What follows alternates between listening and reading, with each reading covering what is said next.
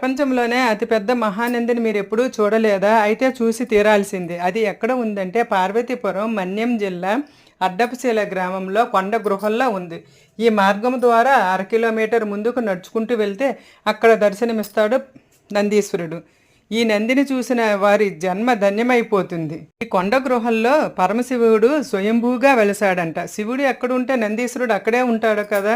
నందిని దర్శించుకొని కొద్దిగా ముందుకు వెళ్ళి ముందుగా వినాయకుడిని దర్శించుకొని శివదర్శనం కోసం ఈ మెట్ల మార్గం ద్వారా కొండపైకి ఎక్కి గృహ లోపలికి వెళ్ళాలి. గృహ లోపలికి దిగిన తర్వాత ధ్వజస్తంభాన్ని దర్శించుకొని లోపలికి వెళ్తే అప్పుడు మనకి దర్శనమిస్తాడు పరమశివుడు. ఈ శివయ్య పేరు కాశీ విశ్వేశ్వర స్వామి అంట. ఒక ముని తపస్సు చేసుకుంటుంటే శివయ్య దర్శనమిచ్చి నేను ఇక్కడ స్వయంభూగా వెలిశాను, నాకు ఇక్కడ గుడిని నిర్మించండి అని చెప్పాడంట.